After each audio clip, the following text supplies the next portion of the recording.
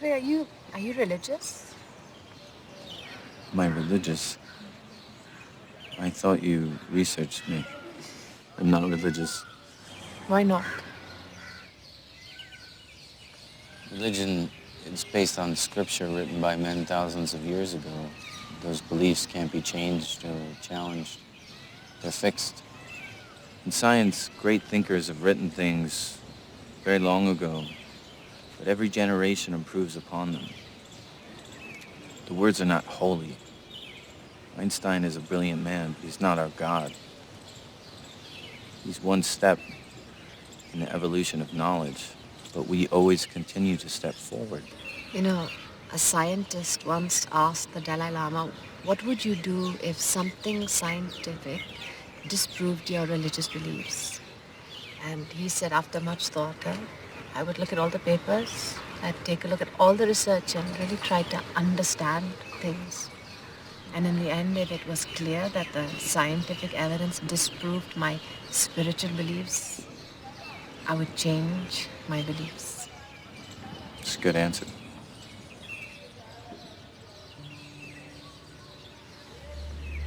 Ian, what would you do if something spiritual disproved your scientific beliefs?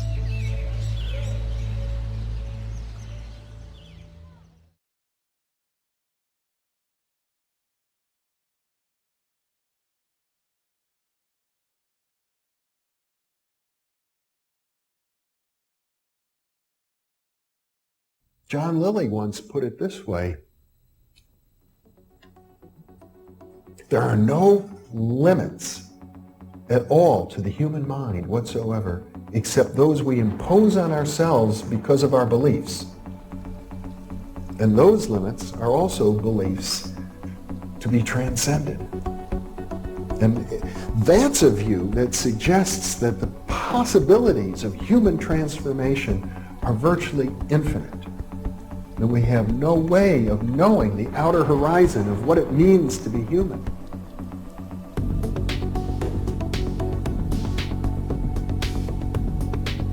And really, to understand all this, everything, you have to go very, very deep into a study of history, consciousness, neurophysiology, everything. You have to be the supreme eclectic type of leaning, and you really have to be wanting to know who you are and what everything's about.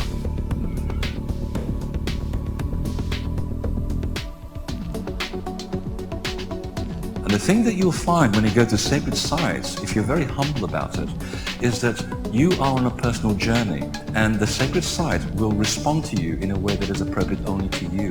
The information is always what you are searching for.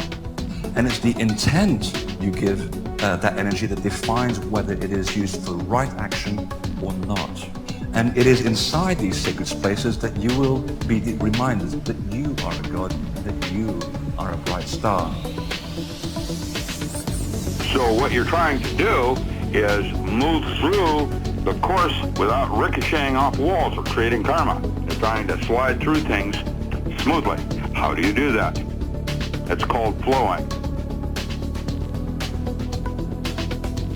There's a technique that you can do that will allow you to touch some part of your inner being that has more knowledge than your conscious state does.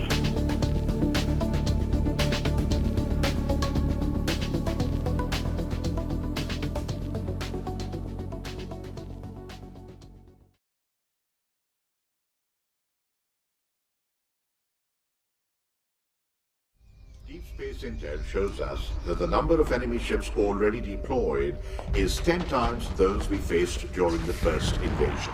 The Formics are rebuilding and strengthening their fleet. We must conquer or die. Turn it off, please, John. Why, you'd rather not know what's going on in the world? We must never again bear witness to the slaughter of tens of millions of innocent people, as we did during the Formic invasion. I'd rather you talk to your son. Our survival demands total commitment to the destruction of the enemy. If you want, I'll go away, so you don't have to be embarrassed. Ender, no one is embarrassed. I'm a third. I should never have been born. No, we wanted you, Ender. We just needed permission. John, please say something.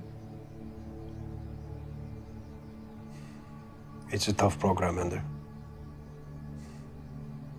When they brought me to this country, there was less competition, and still I didn't make it. You have nothing to be ashamed of. Nothing. Sensor alert. Front door. Please state your name. Colonel Hiram Graff, Director of Training, International Fleet. This is my colleague, Major Anderson. May we? Why'd you keep kicking him? You'd already won the fight. Did you enjoy it? No. Then why? Speak up, son. Knocking him down was the first fight. I wanted to win all the next ones, too. So they'd leave me alone. Ender, you should have asked a grown-up for help.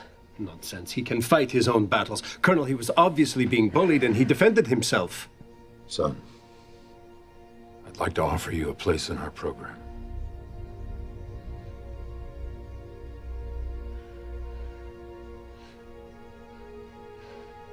But you took away my monitor.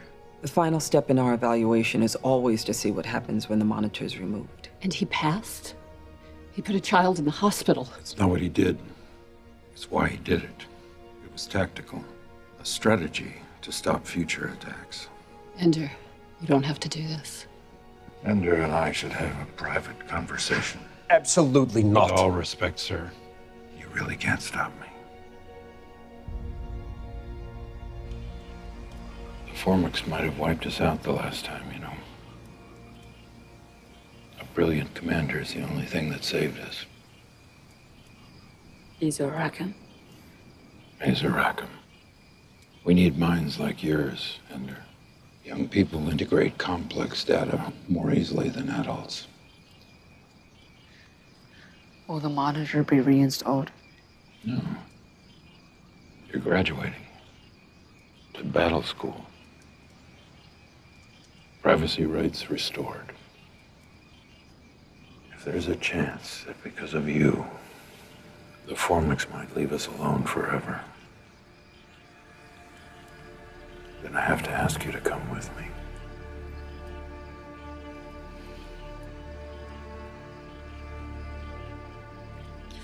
It's what I was born for, right?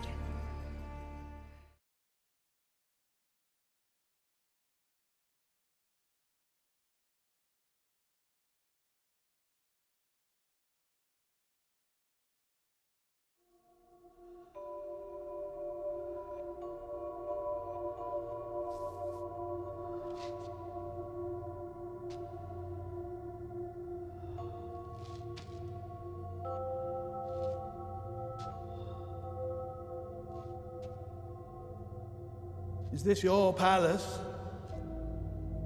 Dream Lord? Is this your throne, King of Lies? Well, it's mine now! Are you watching? Can you see me?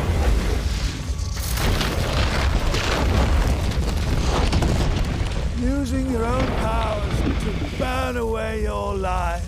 You must stop.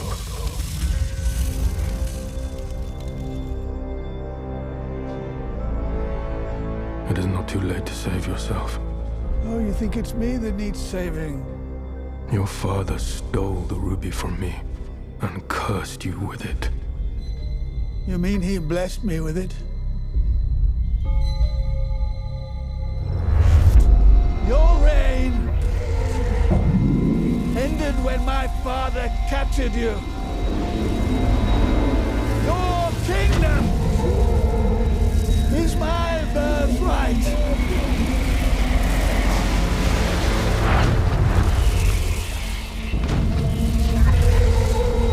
Your power resides within me.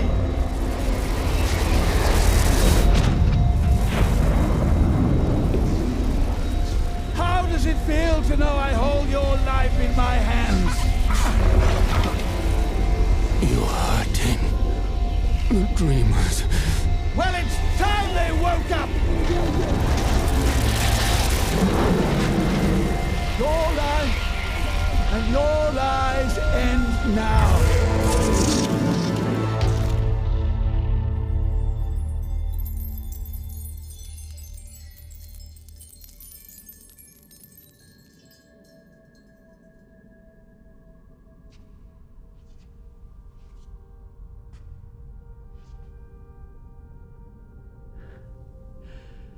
I did it. I killed him. I won. Thank you, John.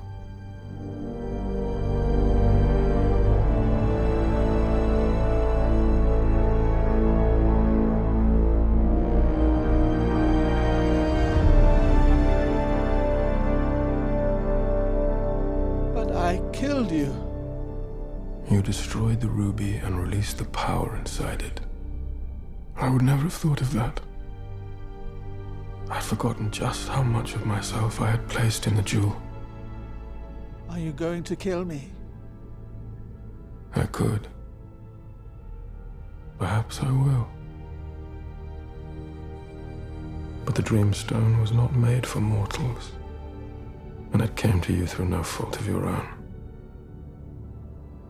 So no, John, I will not kill you. Sleep well, John.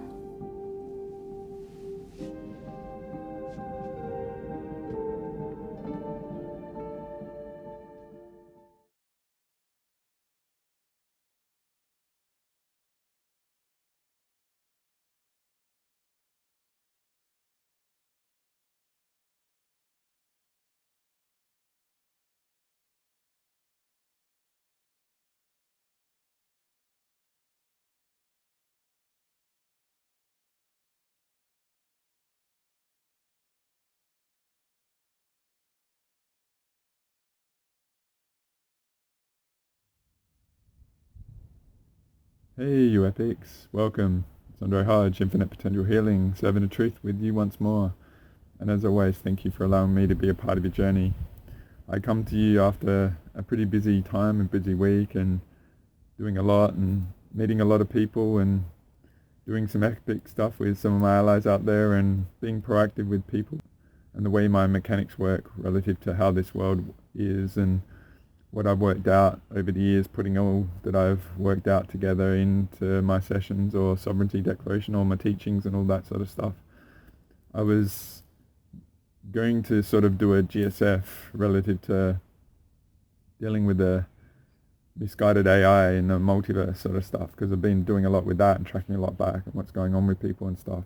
But I've done a couple of GSFs, one overnight and one today and earlier today and stuff like that. So I have been preparing to sort of do that and just getting myself set up and thinking about what I want to say and stuff. It's getting a bit late, so what I'm going to do is just got a concept that I've talked about: violation is our asset, or violation is your asset.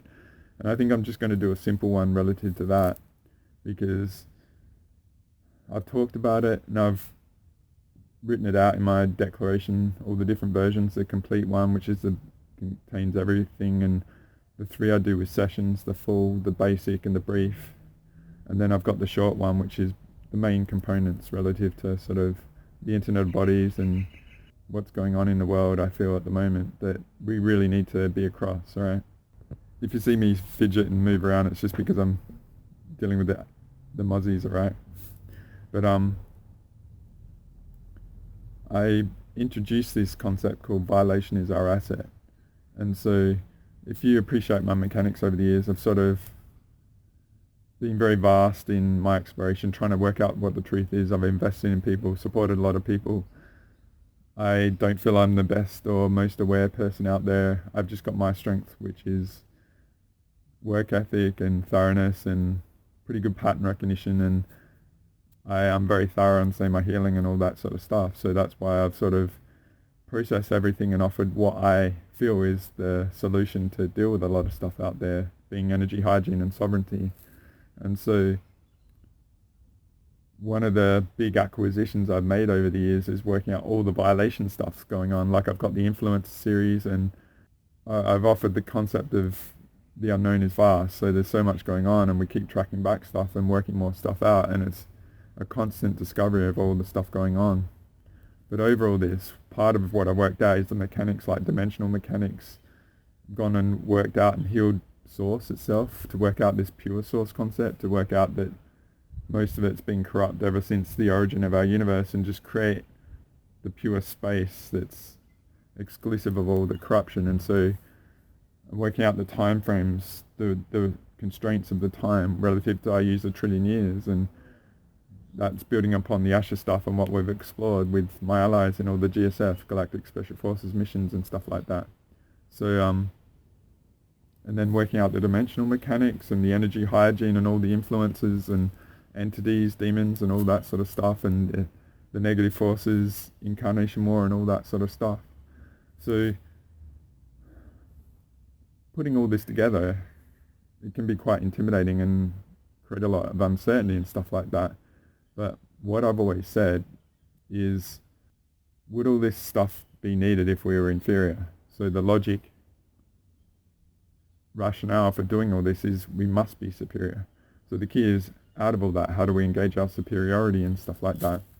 So if you appreciate all this, and violation has been a constant, free will is not respected and all that sort of stuff.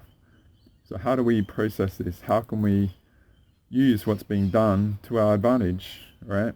And so I hope with all the dimensional mechanics, like I'm going to 1000D, but we went from 12D, which was ashes, to 22D, which we thought was above it, and then just going really big.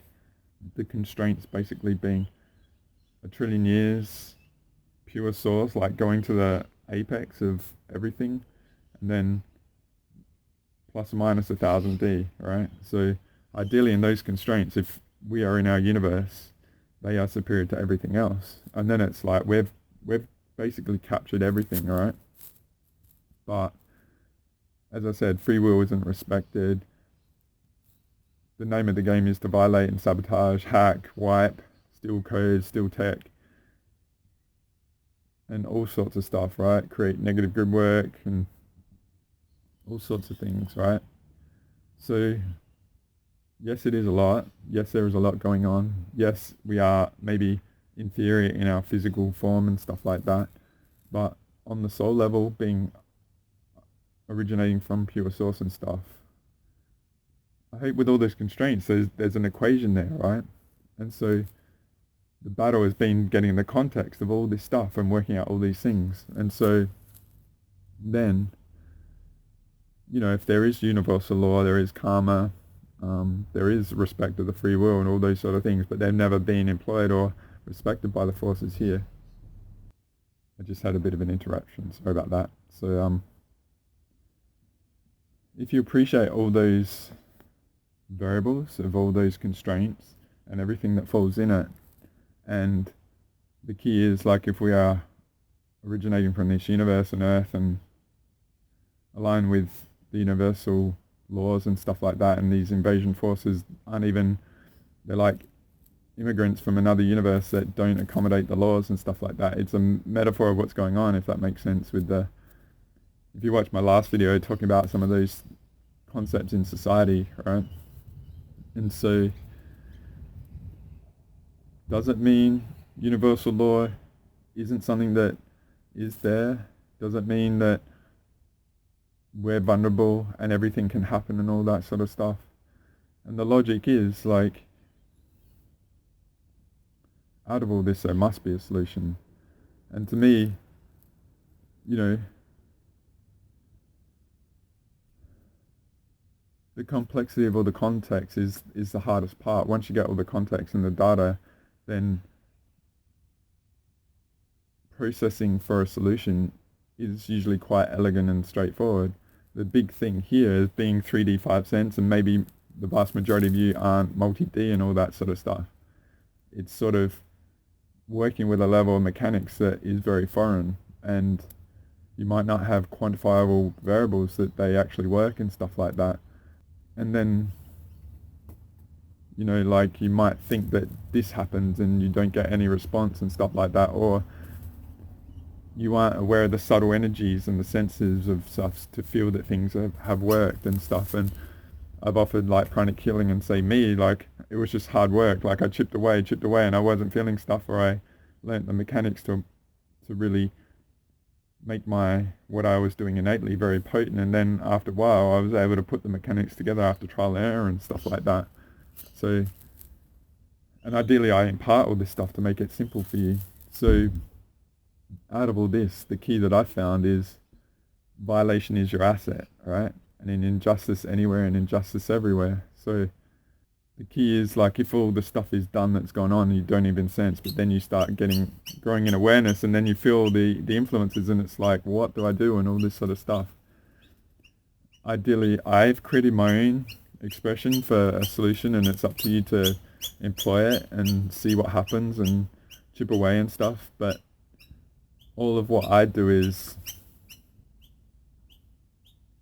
to empower you with the knowledge of all this, to then realize all this stuff has most likely been done to you. And then how do you call it in? Like if it's a karmic debt, so you're the bank, like the debt in a bank is an asset, so you got to call it out, right? And so that's what I sort of do in my sessions, like the bigger ones. Like I am very thorough, and they are very extensive and long, but it's like covering all angles, you make no assumptions sort of stuff. So I just want to show you the mechanics with violation is your asset and how I see it employed. And then say if you come through, you might clear everyone else out and free up everyone else because of the violations going on to you. It's not done to just you, it's done to a lot of people, right? So I'm just going to go through a few of my images. I'm not going to make it too long. And ideally I'll make this very simple so you realize, holy shit, I've got all this karma, like violation debt in my DNA and all my energy field and my soul and all this sort of stuff. And maybe you've just been acquiring a lot of shit to go to town on these frackers, because I can assure you they really love it, right? If you really call them out, they love it. They might go hiss hiss, and you're just like, me translating their language, they're saying thank you, so keep doing it, right? They love to be called out.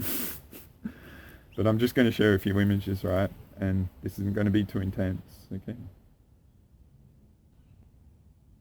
So this is an image I've employed many times. It's called the spiritual awareness journey, right?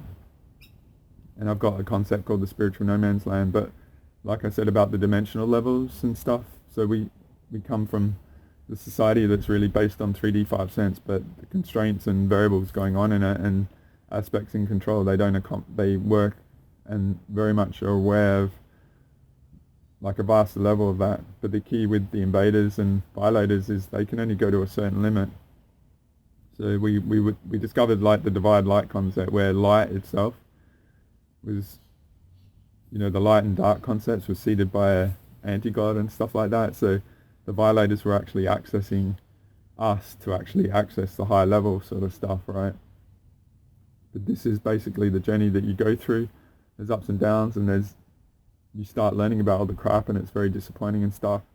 But ideally you keep pushing forward, and ideally what I've created simplifies all this and makes it very thorough. So it seems like a lot, but I'm ideally saving you 15 years, right? So that's about the constraints and the dimensional levels and all that sort of stuff. And we were confident for a while that 22D was enough, but we even found violations going on beyond that and stuff. So that's where I've just gone really big and issued 100 trillion times the karmic life force invoices for each violation and stuff. So it might sound pretty large, the 1000D and the trillion years and stuff like that. It's just being very broad in the concepts. And, if we have that ability to go to that level, why not engage it, right? And just make it like a something they can't reach sort of thing, right? So we engage our superiority that's faster than all that stuff. And the system and all the invader variables, they want to keep us in a state that's less than them to manage. So we are inferior to them, if that makes sense, right? So I'm just going to move on.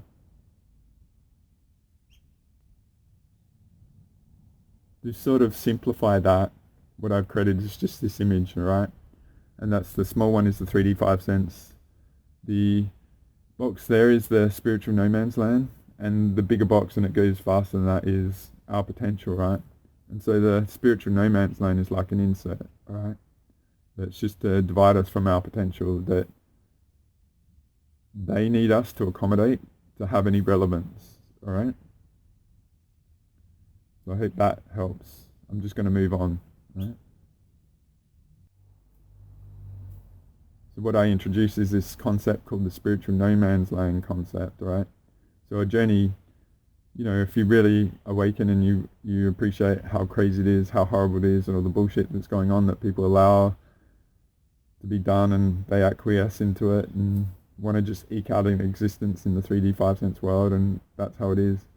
But you might become very awareness responsible, right, for all that's going on, and you want the best for people and stuff.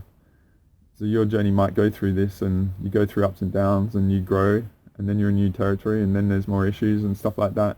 But ideally, you know, if you've got the will of the being to really overcome everything, and it's a bit like this, and ideally you come out the other end. But I just sort of created these representations of what's going on.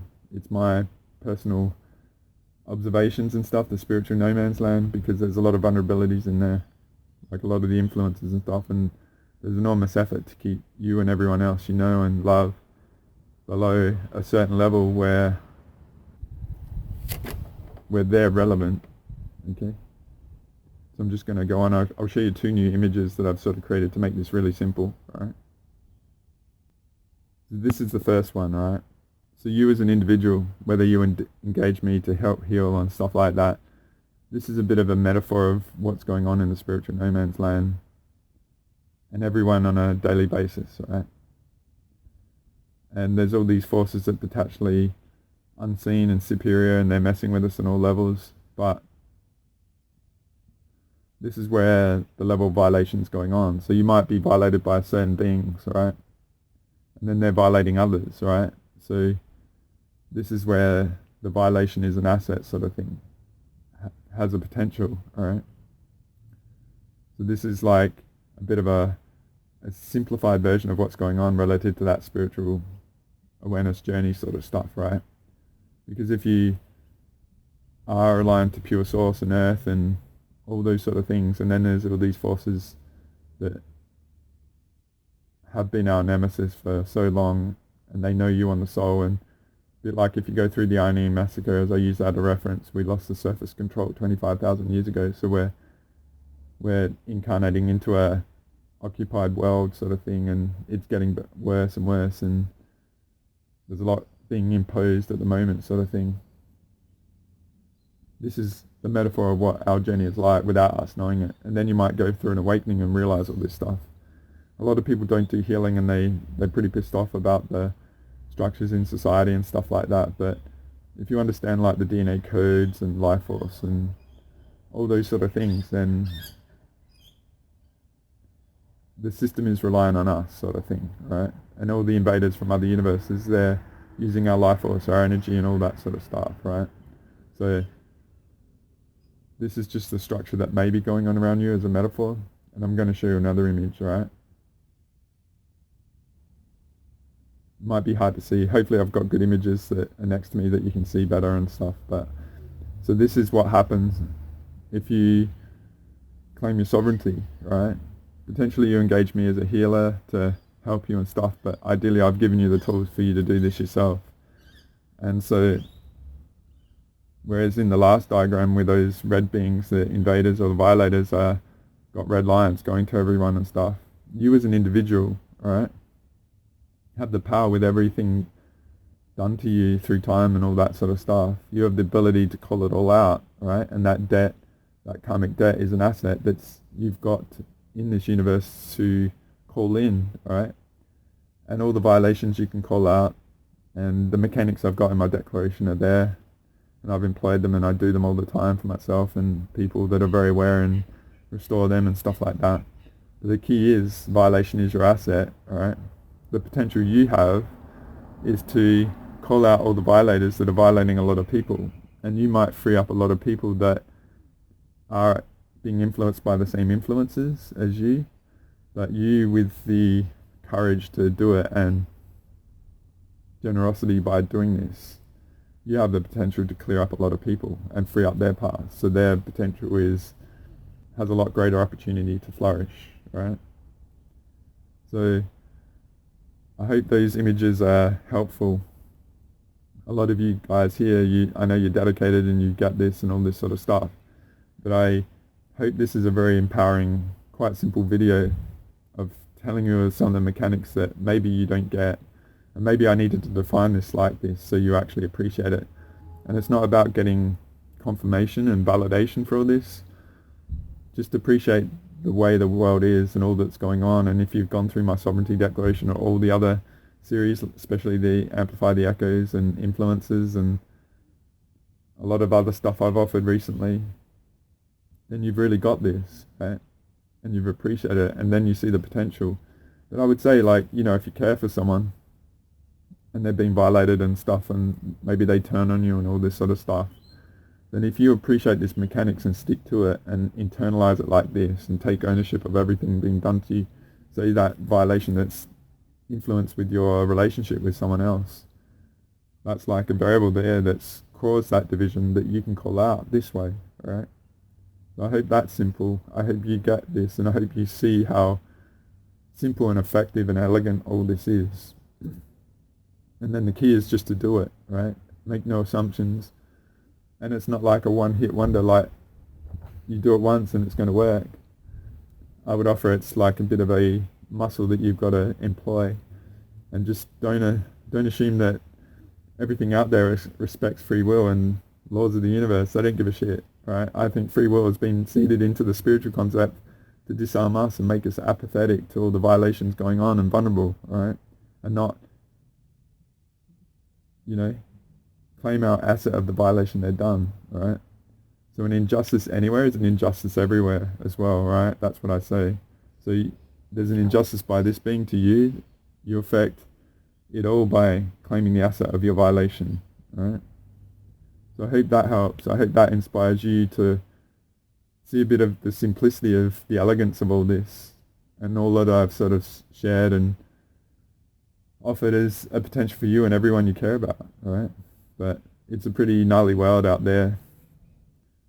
I've been doing quite a lot in GSFs, and so what I do is I interact with people that I know are mega violated and do it in a GSF way. And then we go after all this stuff to really clear up a lot in the universe, right? And it's been very effective. So I'm not really talking about it much. I'm just alluding to stuff and actually just being a bit quiet, if that makes sense, to see what unfolds. So we're just going to have to see, all right? I hope this is a pretty cool, short, simple teaching, and it reminds you of a few things, and it helps you see through a lot of the cloudy fog and stuff like that. Trust me, there's been a lot of influences going on to the crown and messing with people, and we've busted them, all right? So if you've been doing this and dedicated to this, I thank you. You're not going to get a lot of appreciation in this world and stuff like that, but everyone matters, and you might have a lot of debt in you that you can call out that will help us all, right? Or people you know and stuff like that. So it's good to be here. Sorry I haven't been around too much. I've been a bit busy and exploring different things and stuff like that, but I've been better than ever and stronger and going well and helping people out and keep chipping away at all this going on, all right? So as always, I thank you for being here. I hope you get a lot from this, and it empowers you to go and revisit a lot of things and see some of the videos I've done in the recent months in a different light and keep moving forward, guys, all right? So thanks for being here. Until next time, Andre out. Take care. All the best. And keep being lit, all right?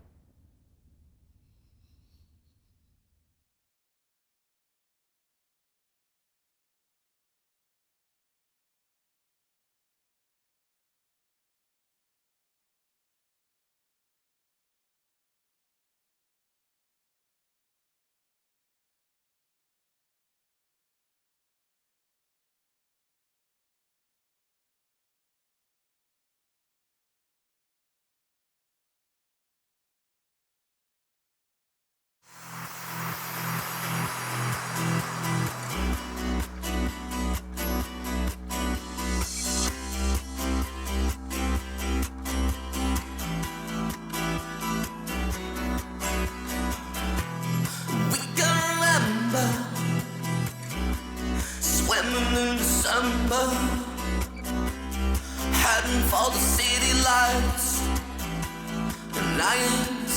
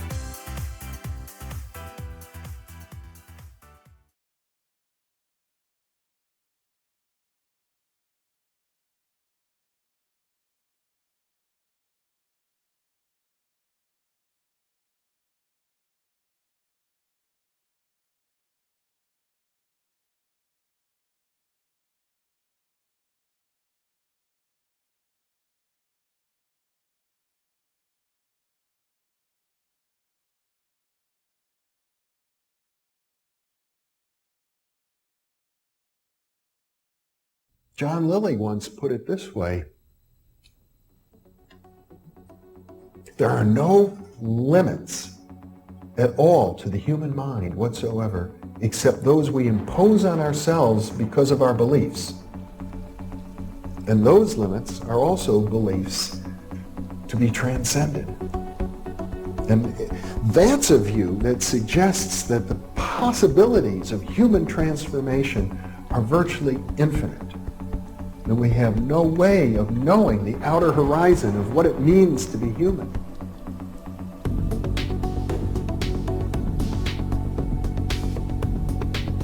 And really, to understand all this, everything, you have to go very, very deep into a study of history, consciousness, neurophysiology, everything.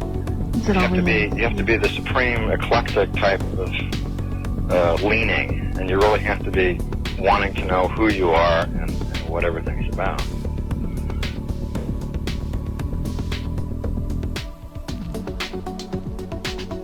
And the thing that you'll find when you go to sacred sites, if you're very humble about it, is that you are on a personal journey, and the sacred site will respond to you in a way that is appropriate only to you. The information is always what you are searching for. And it's the intent you give that energy that defines whether it is used for right action or not. And it is inside these sacred spaces that you will be reminded that you are a god, that you are a bright star. So what you're trying to do is move through the course without ricocheting off walls or creating karma. You're trying to slide through things smoothly. How do you do that? It's called flowing. There's a technique that you can do that will allow you to touch some part of your inner being that has more knowledge than your conscious state does.